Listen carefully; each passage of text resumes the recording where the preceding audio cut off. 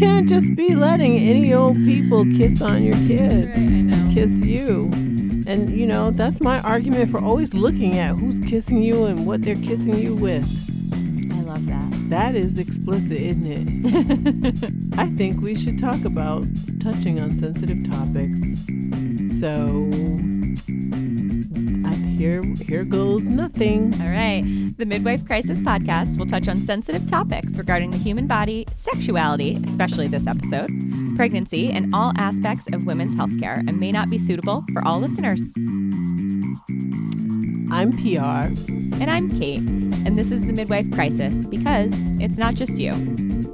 And today we're going to talk about something that we all have hopefully learned about, not by personal experience necessarily. Or that awesome health video in 7th grade. There is that. Terrifying books you find that because your parents are nurses. There is that as well. Or they come home and explicitly discuss it over dinner, over fajitas. That's right. Anyhow, we're going to talk about STIs, or sexually transmitted infections. You may have used the old term STD. Sexually transmitted disease. Yep. Or let's not forget venereal disease. Whoa, that one goes back to my mama's time. VD. VD. VD. Right. We've moved away from all that stuff in an effort to clarify the majority of these things. These issues are infections, not diseases. These are disease. Well, let's talk about disease. Right. So in a nutshell, disease, as in STD, that's what the D stands for, suggests a medical problem. So usually someone who has obvious signs and symptoms, who's suffering, right? But several of the most common STDs or STIs have no signs or symptoms in the majority of people infected. This is true for lots like chlamydia, gonorrhea, herpes, HPV, just to name a few. And additionally, a lot of these infections can be treated and or are curable, similar to your everyday infection. And it sounds better, right? It sounds so much better. To say sexually transmitted infection. Okay, leave off the sexually transmitted. It sounds better to say I have an infection. Right. A little infection. Yep. It feels less upsetting than disease. Mm-hmm. It sounds curable. It sounds less terminal or life-ending. Truly. And for some, even though for some folks who have this experience, you feel like it is life-ending. Hence the crisis in Midwife Crisis. It can be traumatizing if you get any of these diagnoses. And you might feel a different way about yourself, or if you share it with someone close to you, you worry that they may be judging you, or they may feel a different way about you. And in that moment, you do feel that you are in a crisis, but it's not just you. And we're going to tell you why. Why? It's an STI. Let's call them STIs for the sake of brevity. Let's keep it brief. Should we call it STI or no? Not a no, STI. we're gonna call it STI. A STI is a real thing, and I've had them. A STI.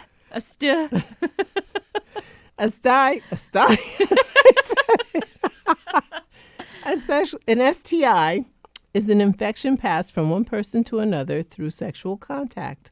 An infection is when a bacteria, virus, or parasite enters and grows in or on your body. Some STIs can be cured and some STIs cannot be cured. Mm-hmm. For those STIs that cannot be cured, there are medicines to manage the symptoms. And it's funny when we say something cannot be cured. Immediately, folks think of, well, first of all, they think this is 2020. What do you mean you can't cure it? Yeah, true. But the second thing they think of, okay, so then it must be HIV or hepatitis. Mm-hmm. Those two are just like the boogeymen. That's not true. Let's talk about that as well. Yeah. So STIs, as you guys probably know from the S in STI, are usually spread by having vaginal, oral, or anal sex. More than 9 million women in the United States are diagnosed with an STI each year. Ouch. Yeah, that's a lot. And women often have more serious health problems from STIs than men. Ouch. Not excluding things like infertility, so things that can affect you, across the lifespan. STIs can affect absolutely anyone, but the most common or the most vulnerable population are women who are between the ages of 15 and 24. and marginalized populations such as sex workers, people who are addicted to drugs or use injectable drugs, prison inmates, mobile populations, and adolescents. And often, a lot of these people don't have as good of access or adequate access to healthcare and health screenings. So now that we have a general sense about what STIs are and why they're a part of, well, let's talk about this. Why do midwives, why are they a part of midwifery care? And we've talked to you about this in previous episodes. So we want you to go back and listen if you don't remember or if you didn't hear our previous episodes. Midwives take care of everyone. Yeah. So we don't just catch a baby when it's coming out or take care of you when you're pregnant, that kind of thing. We also provide care for STIs, for gynecologic care, contraception, menopausal, perimenopausal care. And all of those people in all of those age groups, adolescents, can be susceptible to STIs. That's depending on what's going on in their lives and how they're comporting themselves. And so, not themselves necessarily, but who they might be affiliated with. So that's why it's a part of midwifery care. Let's discuss the types. We kind of divided this up, and I'm gonna focus on. I'm gonna be the bearer of bad news, and I'm gonna talk about viruses. And we just wanted to let you guys know, instead of sort of like breaking it down into sections and segments and culture and sex and race and all that kind of stuff, we're kind of just going to talk about each one as a separate entity and add in all of our good info and stories and discussions as we go along. Yeah. So let's get started. Let's start with the most ubiquitous. Yep. HPV.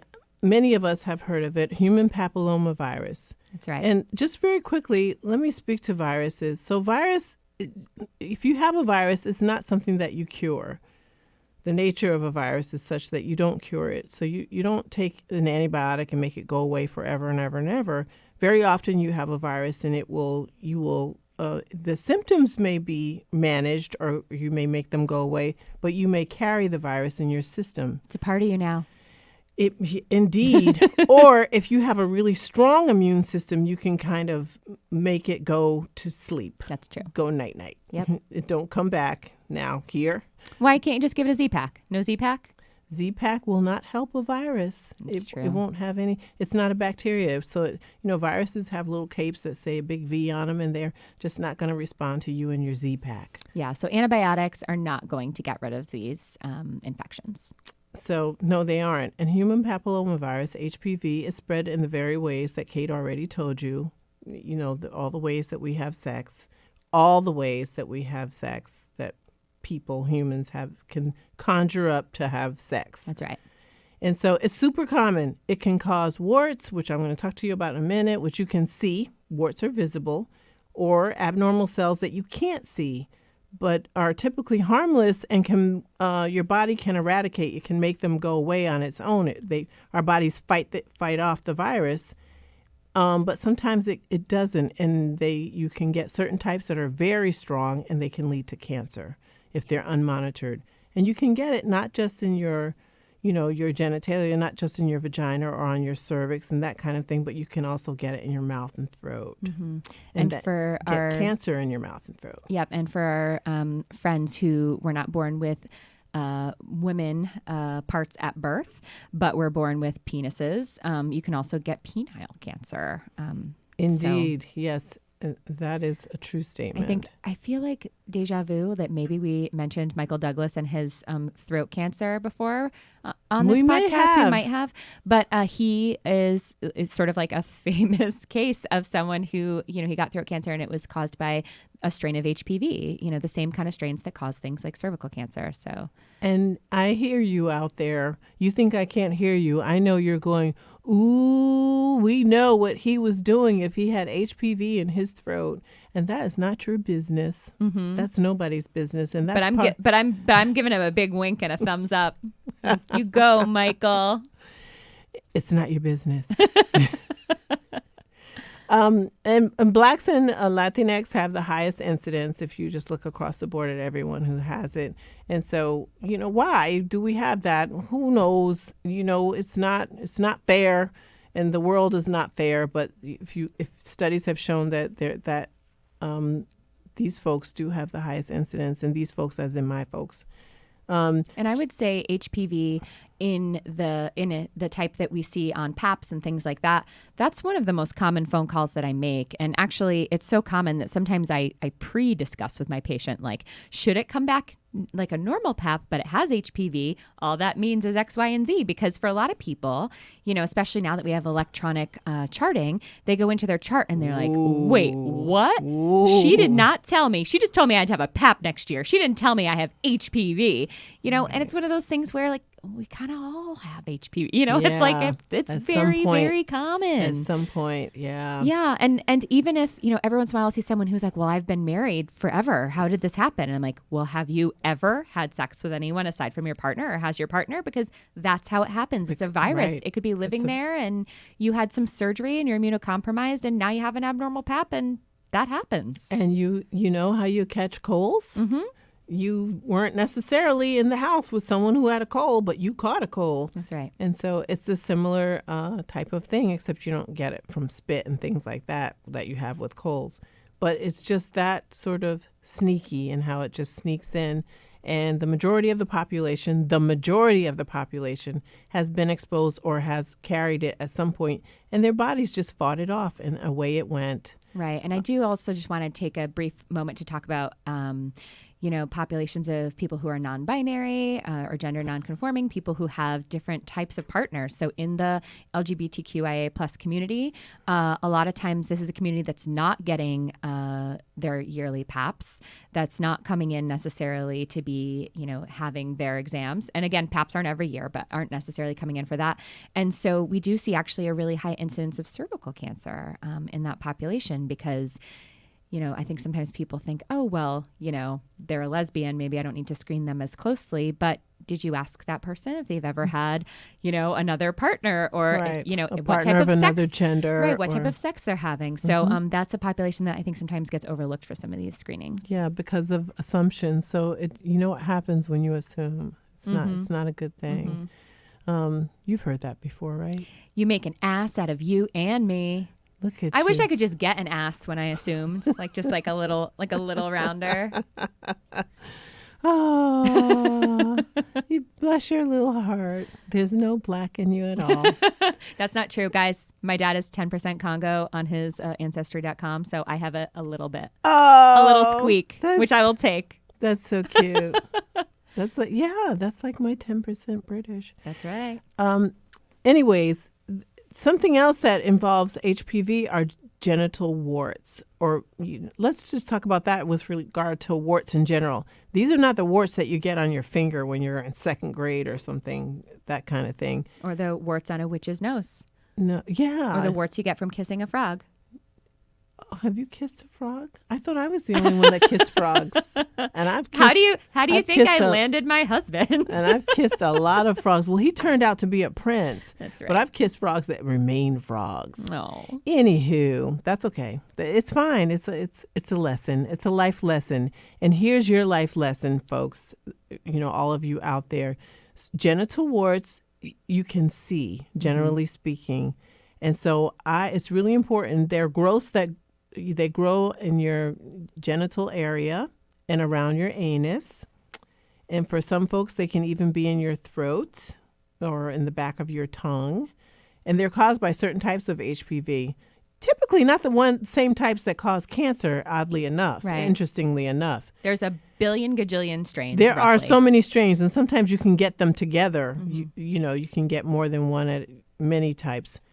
And so how are they treated? We put something really caustic, as in caustic means burning, on them, and they kind of fall off, and then they go away. Yeah, so we can do that in the office, or there's also treatment at home that you can do, which is a very sort of a lighter version of this caustic substance. And you have to do it a little bit longer. You have to do it over a longer period of time, where you can go in the office and just kind of have them frozen bite off, the bullet off. and just get it get it removed right then and there. Yep.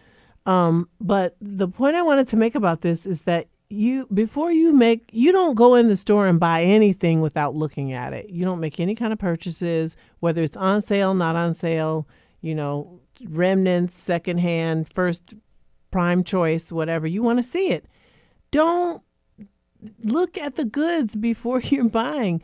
When you're intimately involved with someone, and it doesn't matter who that someone is, you need to have the lights on for just a little bit so you can see what's going on, because there is no need to just be in full darkness for the entire experience and you don't even know what you bought. Mm-hmm. And then you find out that you bought some warts.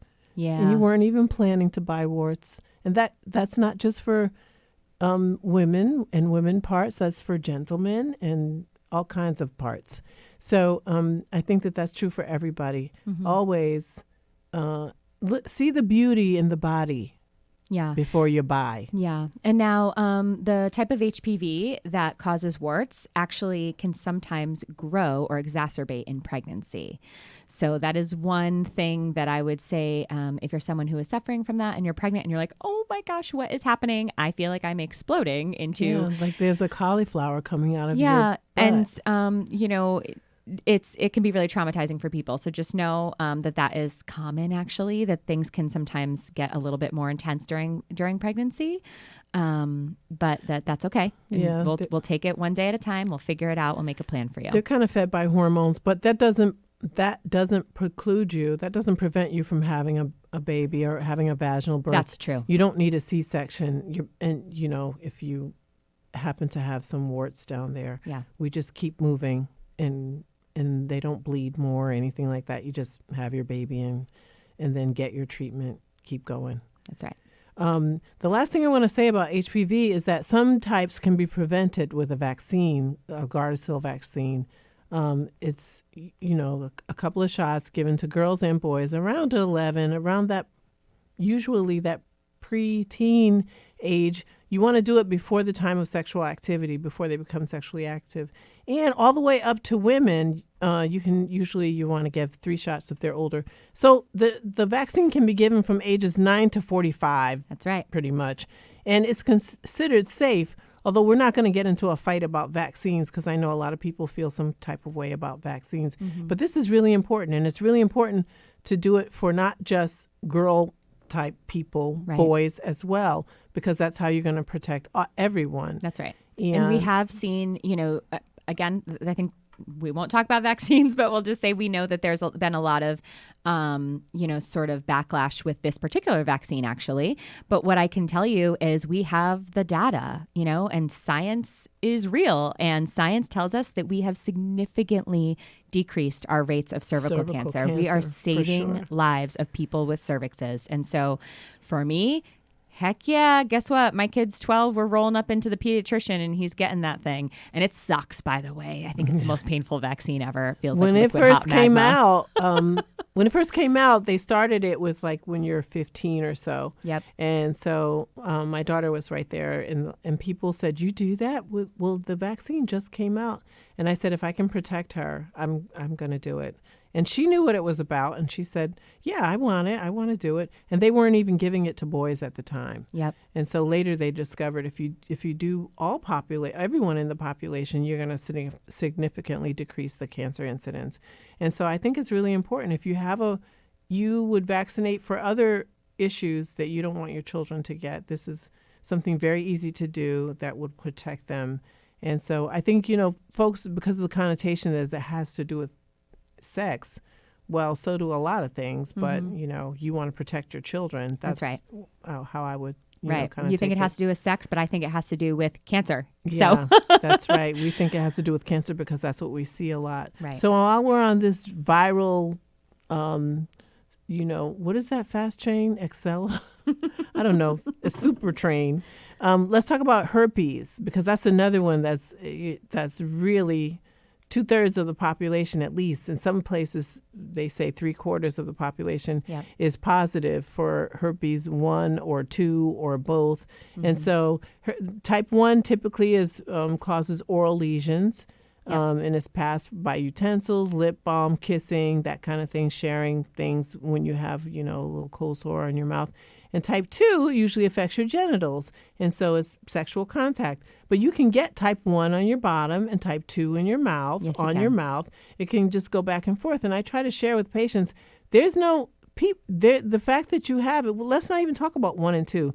The reality is it's there. Right. And so let's deal with that, and let's try not to spread. Because it can be spread before you actually know that you are a carrier there. So, and that sort of issue. I will say, interestingly, I read an article about the types, HSV types 1 and 2, and how I guess in the last 20 or so years we've seen an enormous increase in the amount of genital HSV in general. Mm-hmm. And one of the theories is that so many people used to sort of just have HSV1 and got it at a really young age. Everyone would kiss babies when they were born and do that kind of stuff. Everyone was very mouth kiss, go kiss your aunt goodbye. Everyone was kissing on the mouth, and even if she did have a mustache. Right, exactly. And under that mustache was a cold sore. Right. And so many lip. people were HSV, serum positive 1, and so they had some antibodies sort of built up, and so there was less genital transmission. Whereas for many people now, their first contact with the virus is in a sexual way, Right. and so we are actually seeing it more genitally. Right. Yeah. And so, it usually causes that cold sore that folks get on their lips. Well, they get a sore down on their bottom. Mm-hmm. The initial episode usually is just more angry Yeah. than subsequent epides. In the initial episode, you can have flu-like symptoms Yes. and large lymph nodes. It's like you get sick. Yeah, you do. And it's very often in women, it can cause sort of like a kissing presentation. Like you won't just have it on one side, you'll have it on both sides. And it's very painful to pee, to urinate, and to walk. And you just say, I don't know what's wrong with me. This is so painful. Yeah. I have a little rash down there or something's going on. And Cut then myself shaving. And then that's a common complaint. Yeah. And then we look and we say, no, you didn't cut yourself shaving. This is a little problem. And so we're going to tell you how to live with it. That's what we tell the patients. That's right. It's not doom and gloom. You're not going to die. Absolutely. When you're pregnant and you have this, we try to give you medication at the last month of pregnancy to prevent it from being transmitted to your baby. And because for babies, those are the only the only folks that can die from this. Very sick. If you have an outbreak and you give birth right through that outbreak, then a baby can become at best very sick and at worst cannot survive. Yeah. So that's why if you're having an active outbreak, then you may wind up with a C-section. Mm-hmm. So anyways, that's sort of the long and short. Do you want to add something? It's everywhere. It's so everywhere that I hate that there's such a stigma around it. Yeah, there's a huge stigma. I mean, so I definitely get the occasional cold sore. I've gotten them since I was like a baby. And because someone at some point, probably a family member, kissed me. And I remember I had one, thank goodness, knock on wood. Now I'm going to get one, but I haven't had one in like years and years and years. But I remember when I was in high school once, I had a cold sore and everyone started talking about me. And I remember I had heard a friend of mine sort of like said some kind of like rumor, like, oh, like she got it from whatever, some sex. And I was like, bitch, I've had them since I was 2. You think I was having sex with someone when I was 2? Like, give me a break. It's ridiculous. What kind of friend is that? You need to... yeah, we're not really friends anymore. That was No. high school. Yeah, High school people are not always nice. But so Should've basically, punched her in her face. it was No, actually... I don't condone violence. a That's boy just... that was my friend, and he was not nice, obviously. But, it's one of those things. It sucks when you have them. You're like, ugh, it's embarrassing and whatever. But it's just a virus, and you're really careful, and there's medication for it, and it's going to go away. And they exacerbate in things like when you're sick or when you have a fever, which is why sometimes they're called fever blisters. Right. Or if you're in the sun, dehydrated. I mean, there's all different things that can kind of make them worse and better. And some people know they're like triggers, and they have them, and they know when they're going to get them. They can tell when it's coming on, and then they can call us and ask for medication. We can give you medications to manage this, to make the episode decrease, to make it shorter, And so to avoid contact with folks so that you don't share it. That's right. That kind of thing. And so that's what you do with this, because it's a virus. We can manage it. Yep. And part of the problem is there's such an enormous stigma that no one wants to tell anyone, especially, again, like cold sores, whatever, say what you will, someone can see it, it's on your face. But for genital herpes, there are people who are just come in and they are shocked beyond compare. And they were told by the person they slept with when questioning it, I cut myself shaving, or I masturbated too aggressively, or whatever. And that's not right. We should be being honest with each other. And again, it's not the end of the world. If you have it, we're going to help you. But that's really not fair to, not have that disclosure. So, just know if you're out there, you got something going on, like it's okay, and we're going to help you, and your care providers are going to help you through it. Yeah. And it's not just you. It's not just you. 20 to 25% of the population is affected. That's not just you. Yeah. So 20% of the population affected by, the HSV2 or like the genital type. But yeah, up to potentially 3/4 of the population that like get cold sores. Or again, people will judge it. They'd be like, oh, that's disgusting. That's gross. And then they have their serum blood work. And guess who's HSV antibody positive? Right. And it's like, just because you haven't had a cold sore yet doesn't mean you can't, bro. And just because you don't have something externally doesn't mean you're not shedding the virus. Right. So, just there needs to not be finger pointing. There are some things that you can finger point, and we're going to talk about that next. Right. That's right. So, with that being said, we are going to go into chlamydia and less commonly gonorrhea, or the clap. So, you like that? That was special. That was special. Chlamydia and gonorrhea are very common. Chlamydia is probably one of the most common STDs, and they're caused by a bacterial infection. Although they tend to run in pairs. We treat them together. We do. Even if you don't have the other one, because we know it might be coming. We do. And so how do you get it and where do you get it? Again, you can get it in your throat. You can get it anally. You can get it in your vagina.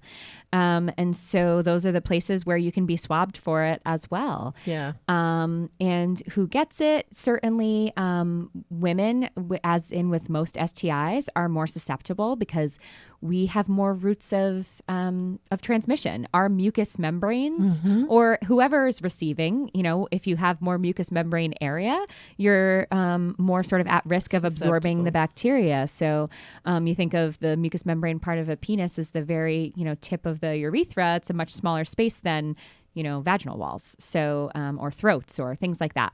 So we do see it more often transmitted from male partners or partners with penises to a receiving partner. We don't really see it often in lesbian populations, but you could have it for sure.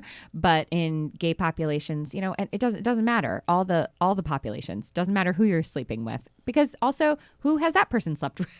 Right. It's kind of like you can get it, mucous membranes. Right. Often you don't have any symptoms, but it's super easy to treat once it's diagnosed. So, we routinely, I encourage people at their annual visits, if they're sexually active, period, to get tested for it. Yeah. And there are so many people who then are shocked. They're like, oh, how could I have this? I feel great. I feel fine. I only slept with one person. Okay, well, it's easy to cure. It's easy to get, it's easy to cure. So easy to get and easy to cure. Gonorrhea, you get a shot and you take an antibiotic. Chlamydia, you take an antibiotic. Your partner does as well. You abstain from sex for 7 days, and then you're back in the game. Right. I think it's important that we make sure that people are getting retested to make sure that they were adequately treated, that they're not reinfecting each other or their partners. And although we don't see a lot of symptoms, we can certainly see symptoms that are not specific. So things like bladder infections or just some pain during intercourse, increase or change in discharge, and some lower abdominal pain. If a person does not get treated, it can lead to pelvic pain, painful intercourse, either intermittently or every time you have intercourse, bleeding between periods, and even sometimes really seriously scarring all the way up through your fallopian tubes. And that can be causing infertility later in life. So it can be quite serious, again, if not treated. But, it's important that we know that it's really easily treated. This is one that's definitely not the end of the world. And again, with many of these diseases or infections, we do see higher incidence in certain populations. So, there is a higher incidence in Black, Latinx, and Native Americans, and also men who have sex with men. Yes. And for all intents and purposes of this discussion, if we say that, we're sort of meaning men born at birth men, right. Men born at birth men. But again, like we said, anyone can have any of these things. And if you were wondering, when babies are born, why an ointment is put into their eyes is to protect them in case mom had undiagnosed chlamydia during birth, and then it's a very easy protection for them. And it's not worth having them. I mean, some parents will say, I refuse. Yeah, and there's some studies that show that it may or may not be super effective for those things, but a lot of people feel, as we do in a lot of medicine and a lot of obstetrics, that the benefit may outweigh the risk. Yeah. That's true. So chlamydia and the clapper. Gonorrhea. There's so much more we could say about all of this stuff. So we're just kind of skimming over it. Is one of them also called the drip? Ooh, I have heard that. I feel like one of those is also sometimes considered it's called because the drip. It causes a little bit of a drip from the penis. So yeah, and something about that makes me want to a little bit in my mouth. It makes me want to regurgitate. So I'm sorry. I don't mean to do that, but it just thought of it makes me a little bit sicky.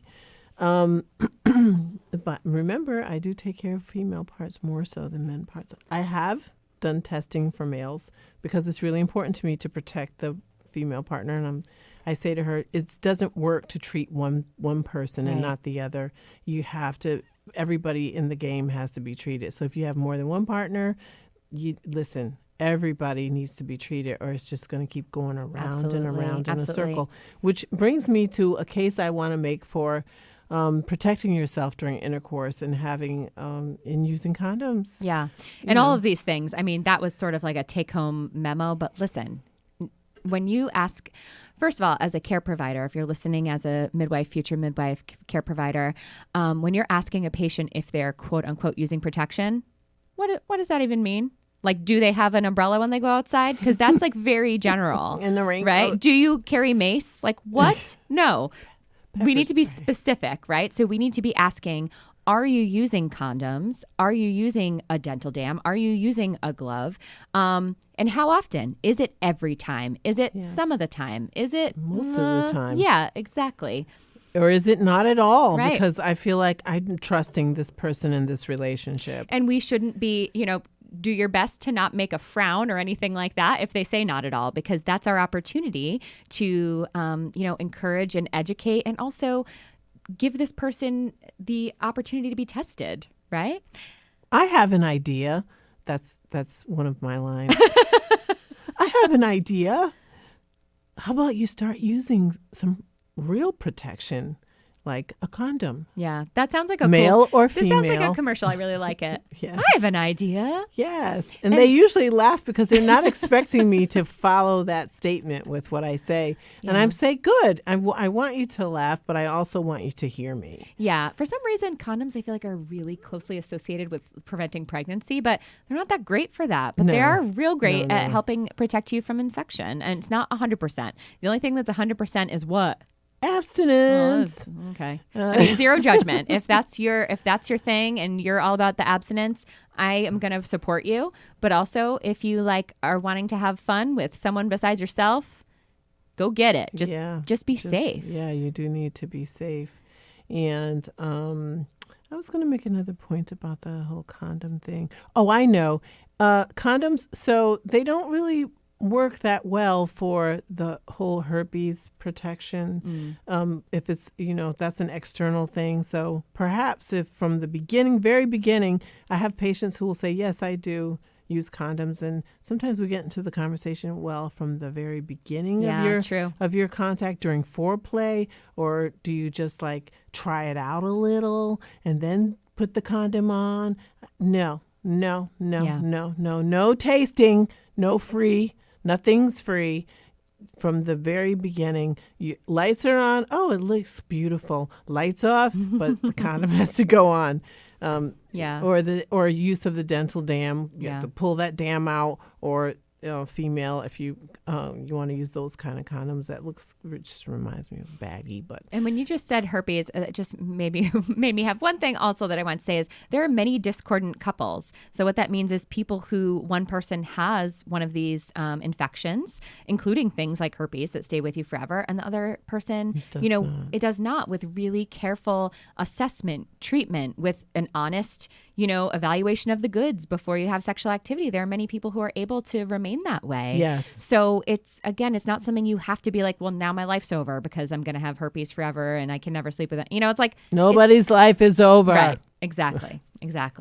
And the other thing I wanted to just mention, going back to chlamydia and gonorrhea, is that we can test for these things. We don't have to do invasive testing. So, and by invasive testing, I mean things where we have to really force the swab into your, vagina. Or dig for gold. Right, exactly. So this is something where you can leave what we term a dirty urine, which is just straight up you go pee in a cup, and we can actually use that to test for gonorrhea and chlamydia.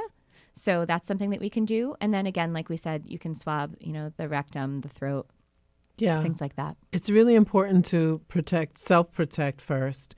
And so it's really important to get this testing done. There's no stigma with this testing. So if you say, I want to be tested, no one's looking at you cross-eyed saying, ooh, what's she doing? Or what's he doing? Or what are they doing? Depending on your preferred pronoun. So no one's doing that. It just isn't happening. Here's another virus, trichomonas. And this one's pretty quick. It's pretty not good and it's a major cause of vaginitis, which is like inflammation of the vagina. It is an infection. It's caused by it's not really a virus. It's caused by a parasite.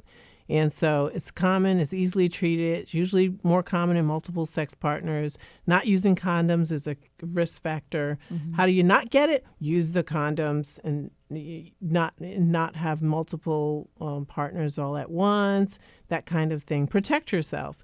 And the symptoms are just like a profuse discharge, just not good. And burning, bleeding after intercourse, discharge, itching, that kind of thing. It affects the vagina, the urethra, the foreskin, women more than men, blacks more than Latinx or whites. Mm-hmm. And that's pretty much trichomonas in a nutshell, also called trick. That's right. And for you, again, providers out there, under the microscope, trick can be kind of cool if you can see it. It's got little flagella, so it'll kind of swim all around like a crazy drunk uncle all over the slide.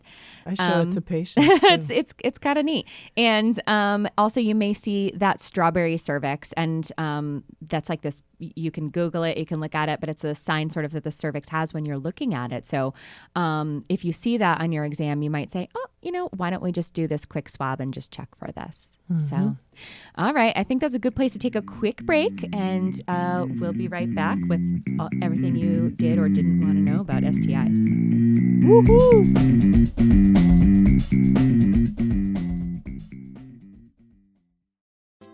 Hey guys, it's Chelsea. And it's Ashlyn, and we are the hosts of Will There Be Tequila? Ooh, we did it on point!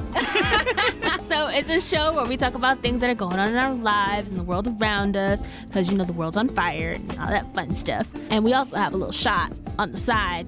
So yeah, be sure to check us out every Tuesday wherever you listen to your pods. So Apple Music, Spotify, SoundCloud. Literally anywhere. Drink responsibly.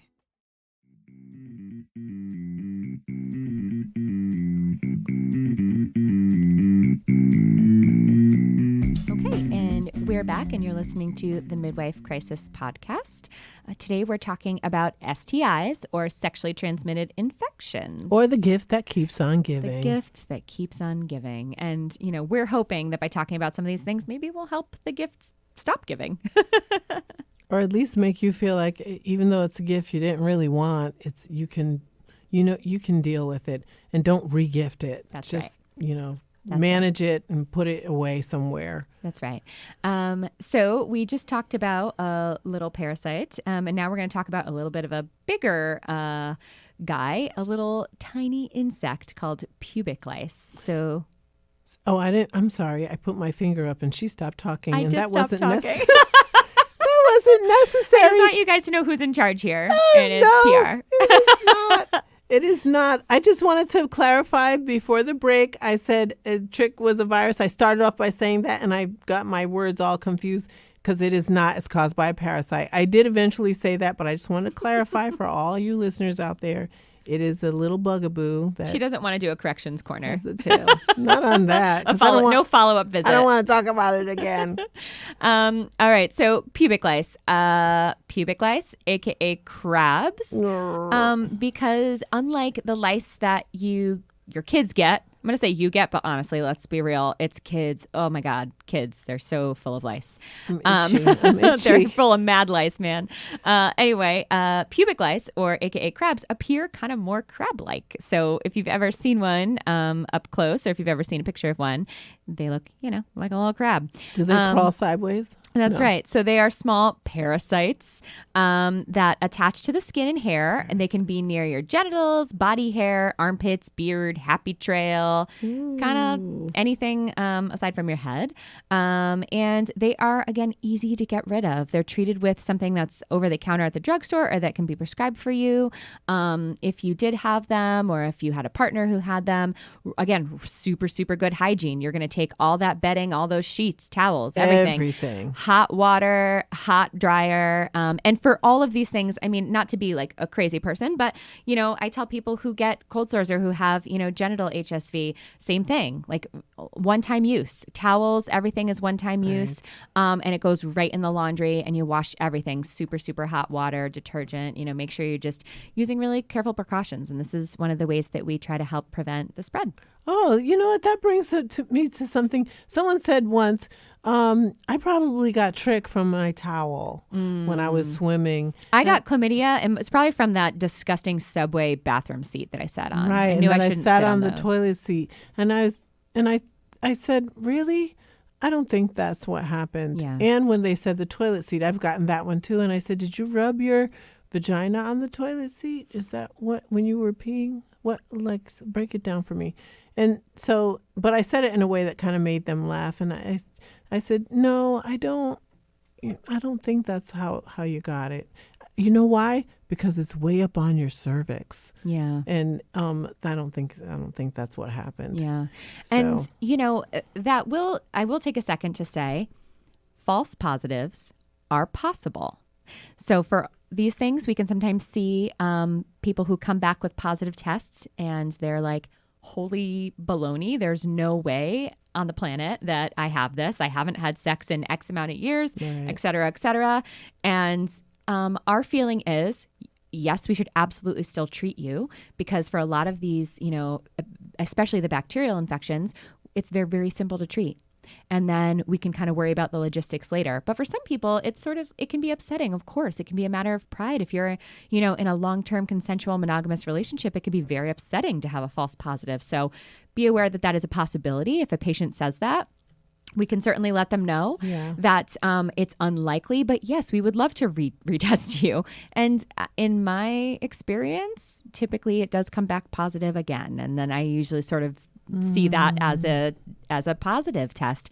But and that makes you kind of sad. It doesn't make you, we don't say, I told ya. No, of course. We never want to be. I would love to be wrong, if we have that diagnosis. So Right. just because it's easier for you, I don't want that for you. I Right. don't want anyone to be going through, that pain or or sadness or issues in the relationship, whatever.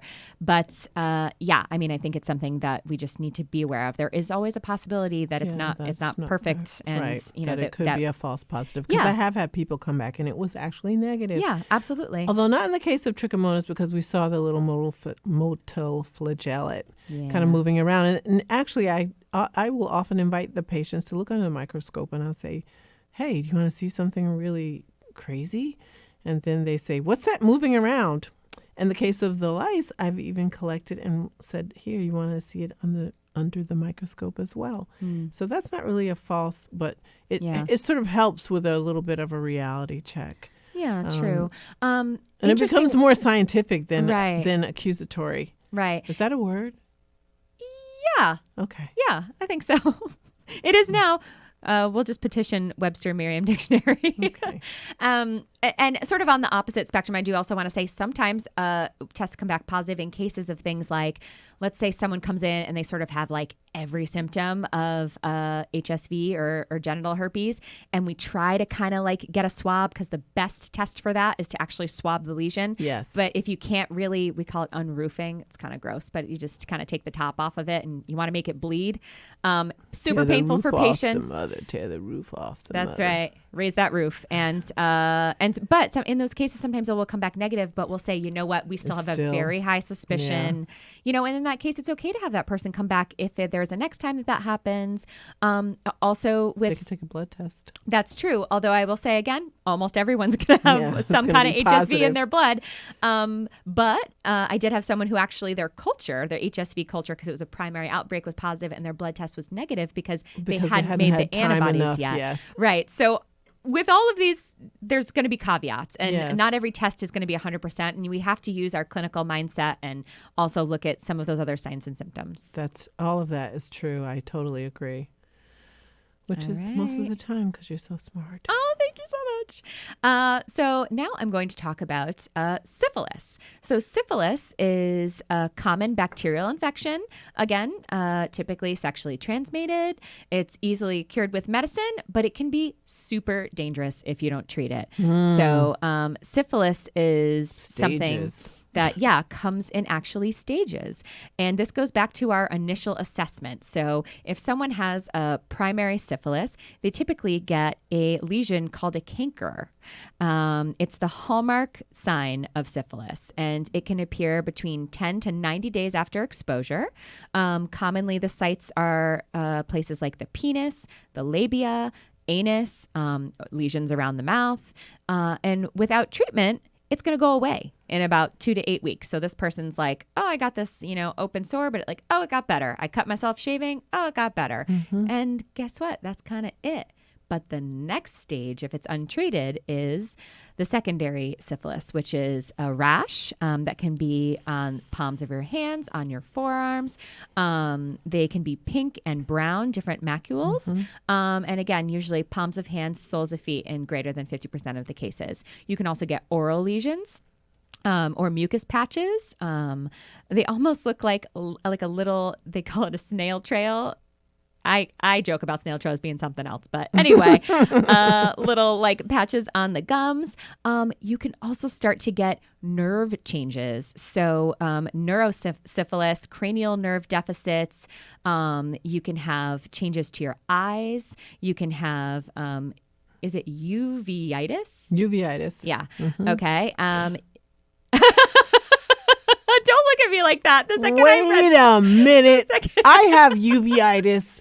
I have uveitis right now. She does, but you guys, I'm pretty sure. I'm 99% sure it's not secondary syphilis. I don't think it is. I better go get tested. I'm sure gonna go get you've tested been to right that eye away. doctor 5,000 million times. There's no way they haven't done like, let's just double, triple check. Anyway, and you can actually start having organ changes as well. Next is latent syphilis. This is you feel great, totally asymptomatic. This is a period long after the primary and secondary syphilis has gone noticed or unnoticed. In the early stages, again, asymptomatic, but your testing would be positive. And in the later stages, you're still going to test positive, but you're no longer considered early. And so again, this is going to be based on symptoms and history and exposure and taking a good sexual history from the patient. Yes. The good news is primary, secondary, and early latent syphilis can be easily treated with literally like a shot of penicillin. Isn't it more than one? Well, in later stages, in latent or tertiary stages, you get multiple shots. It is an intramuscular dose, I believe.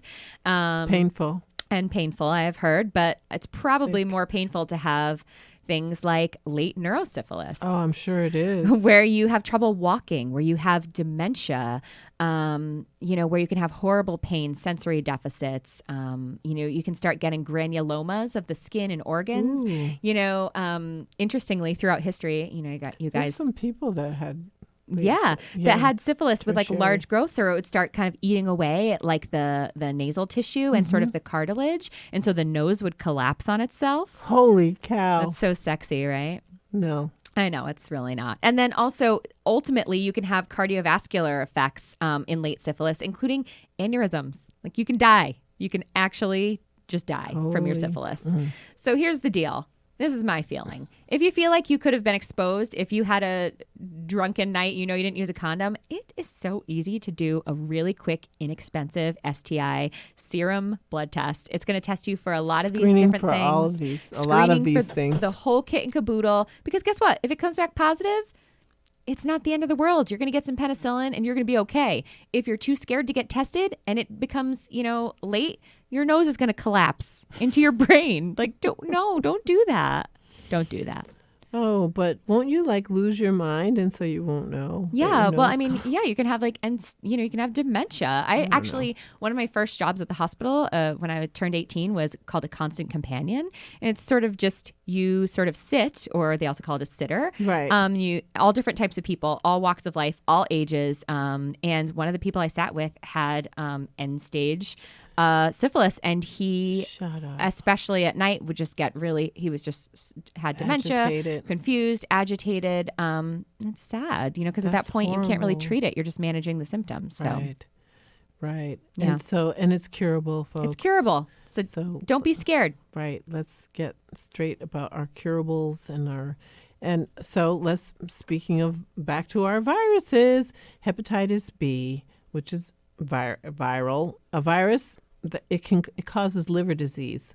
Basically, it's a liver infection, which is spread through unprotected sex, vaginal, anal, oral, or blood products, shared needles if you're injecting, or unscreened blood, which not so much anymore because now we screen blood for if you're having a transfusion or something for everything, including Hep B and HIV, or sharing personal hygiene items like razors and toothbrushes, because that kind of stuff draws blood. And so that's where the blood transmission, or from mother to baby. Yep. It's preventable, people. We have vaccines for this and boosters if your vaccine wears off.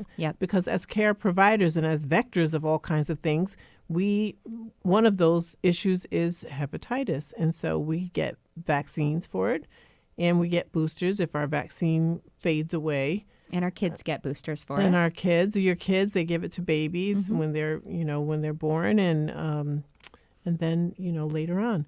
So anyways, most adults can recover fully, but there isn't really a cure per se. Treatment depends on the severity, but it's not spread through kissing and sneezing and hugging and that kind of thing. So that's not an out right there. Right. It's more easily transmitted, interestingly, than HIV. So people are very afraid of HIV.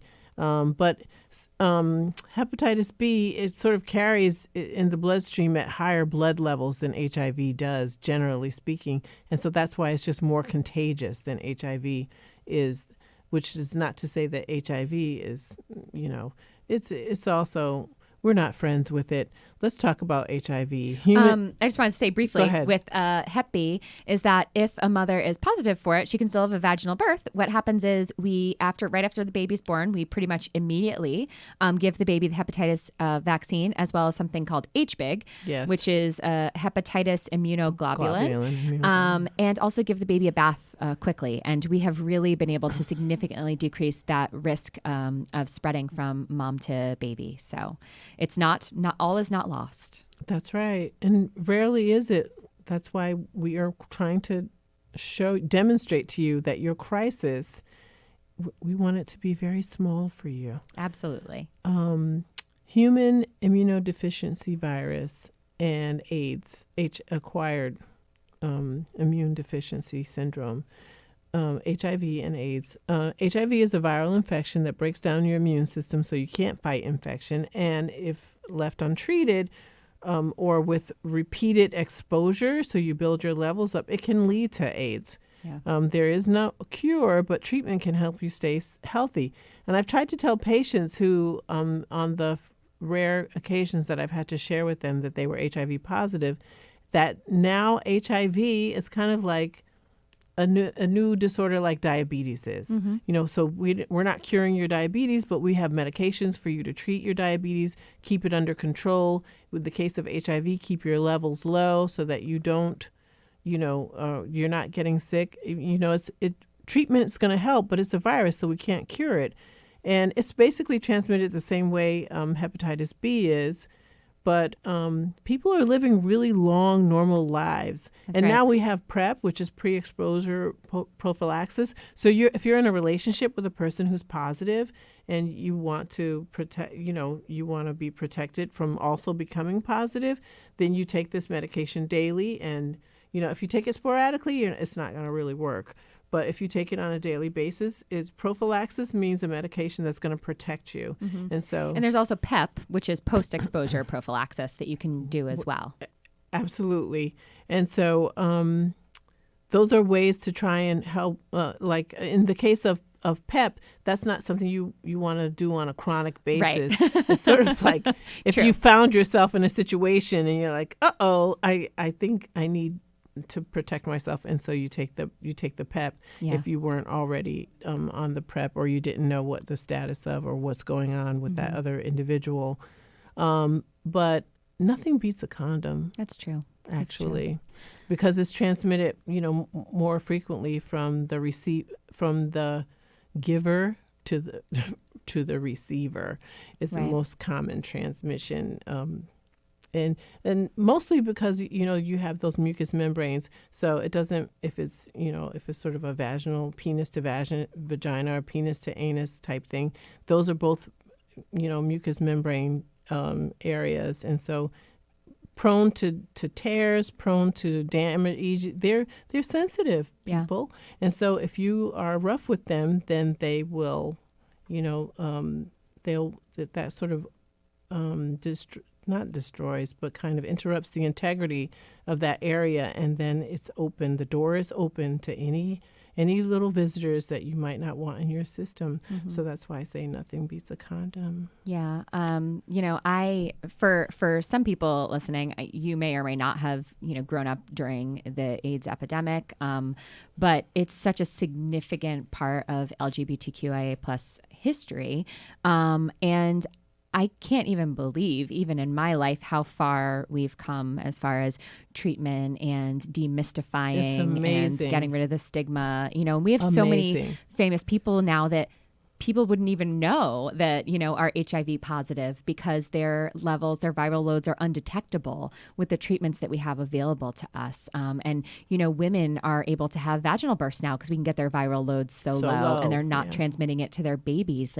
Whereas it used to be if you had it and you were having, a child, that kid would get it, and so it's really wonderful. And I truly hope that we keep working on it. Keep working, like I said, it's a virus, so we don't really have cures for viruses, but continuing to come up with treatments that are going to keep this kind of under control. And like I said earlier in the episode, to put it to sleep. Yeah. I mean, and it's really important because for such a long time, these vulnerable populations, and again, we're thinking Black populations and LGBTQIA plus, and those were the people who were getting sick from it. And so it was easy to ignore, and it was easy to push under the rug and say, it's not going to affect me. But the more that, sadly, it took it becoming sort of mainstream, to really get people to take it seriously and work on it. But I'm just so thankful. I've known people in my life growing up that have passed from AIDS, and I hope that I never have to meet anyone again that's going to pass from AIDS. I hope that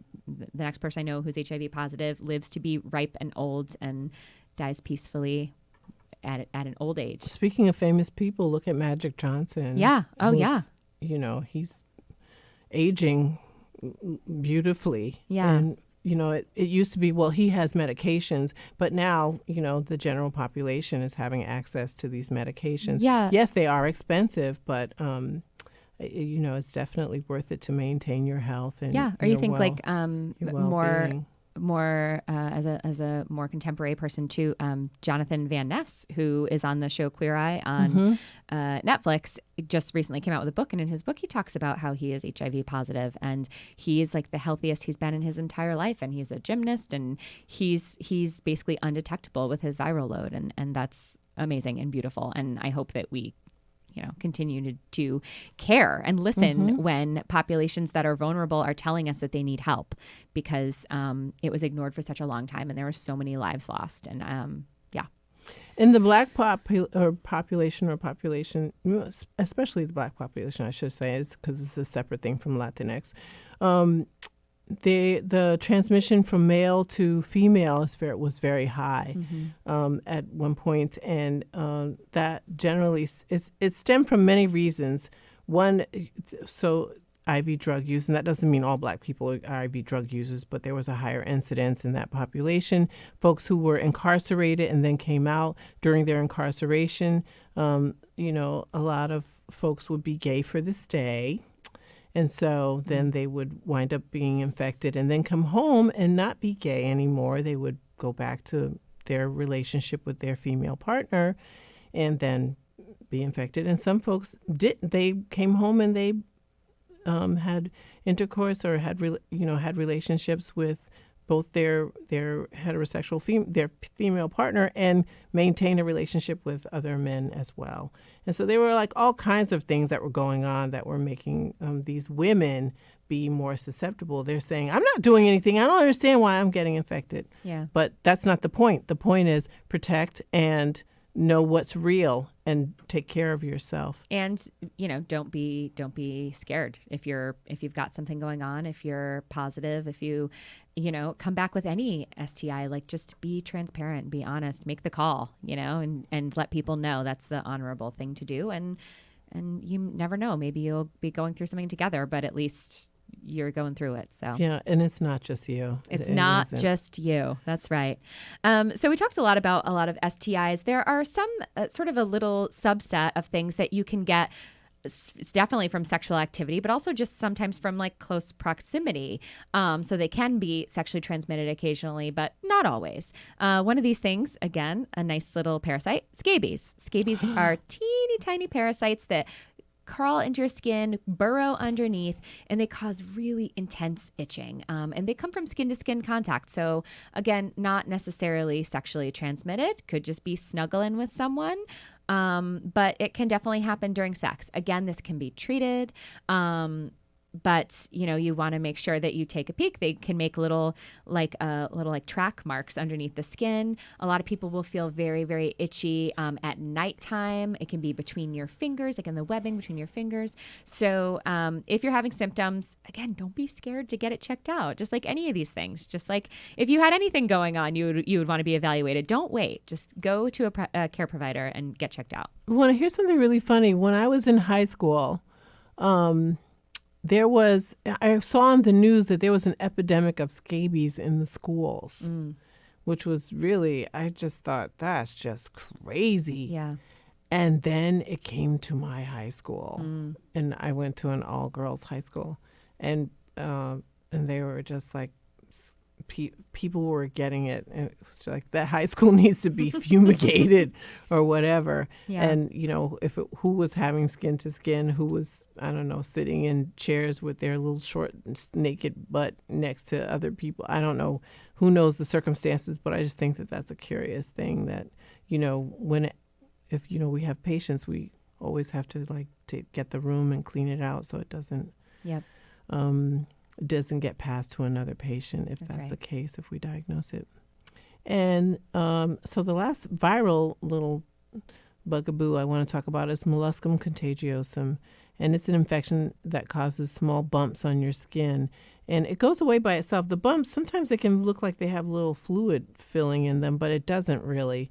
And it causes like a lot of them when they appear, you'll get quite a few of them. And it almost isn't worth trying to put a medication on them to treat them because it'll go away by itself. Yeah. It just doesn't look very pretty. Yeah. And it generally, you'll remember that, oh, she had something when I was with her on her thighs or wherever, or he had something on his groin, but he said it was nothing. This is another one like head lice that we see a lot in kids. It's super, super common. Yes, in and you kids. can see this on kids, and on kids, the pediatrician, sometimes they will freeze it off, but that's if there's just a couple.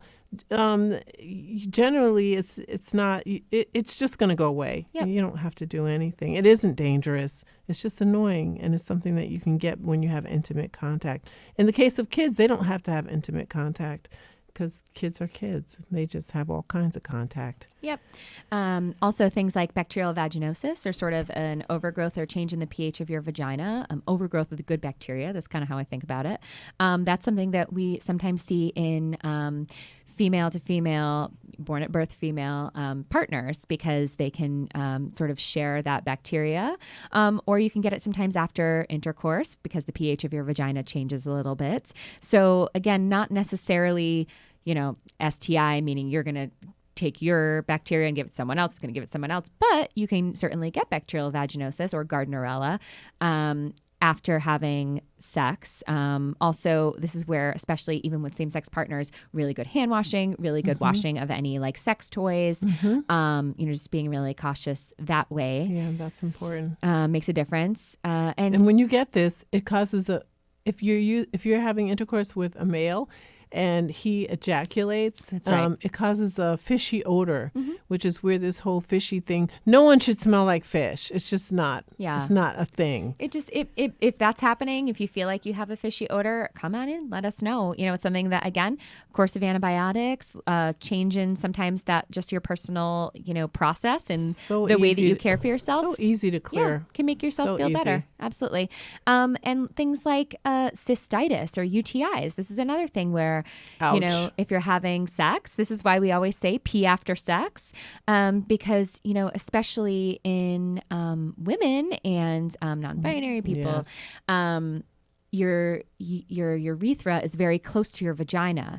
And so with that movement of a hand, a penis, a mouth, kind of taking, again, maybe good bacteria, but spreading it kind of all over and up Yes. into your urethra, it can actually go back into your bladder. It can even go as high as your kidneys and can cause an infection. And again, it's not the way we think of an STI, but it can sometimes happen from sexual activity, and it's super easily treated with antibiotics and even some over-the-counter medication that can help with the pain. Yeah, that's true. It changes the color of your urine, but it does. brings great relief until the antibiotics can kick in. That's right. That's right. So that's it. I mean, if you don't feel like you just went through health class, then I think we did it wrong, because we just really we hit the kit and caboodle. And we know this was a little bit dry probably at times, but we think it's an important. Wake up. Exactly. This is an important topic. It's something we have to be talking about. And one of my biggest things is just about sex education. We can't be expecting schools and even sometimes families to be informing our patients. So we need to really make sure that we are having really good, specific conversations about patients protecting themselves and protecting others to try to limit, the spread of preventable infections. Yes, be honest and earnest, and that is how you will minimize your crisis. And don't be embarrassed, or be embarrassed, because it's your right to feel however you want to feel, but know that there is zero judgment. No one is judging you. None of us are thinking ill of you. None of us are, thinking you're dirty or anything like that. We're thinking you're a human that has something going on, and we're going to help you. We're happy we can fix something for you. That's right. There is never any judgments. And if you need to talk about it 10 times, if you, want to call us back and you need to just rehash whatever, that's okay. Like, we get it. It happens. That's right.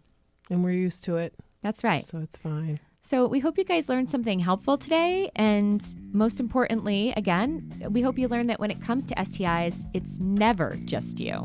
Never. Our podcast is produced by Baobab Tree Studios, and we'd like to thank Eamon and Rev Kev, as well as our friends, family, and you, our listeners, who make this podcast possible. You guys, please be sure to subscribe on Spotify and iTunes or wherever you listen. Make sure you like us and follow us. You can do that on Facebook, on Instagram at the Midwife Crisis Podcast, or you can email us anytime at midwifecrisispodcast@gmail.com. Until next time, get tested. Y lávate los manos. Wash your hands. It's flu season and you should wash them anyway. Don't forget, it's not just you. Bye.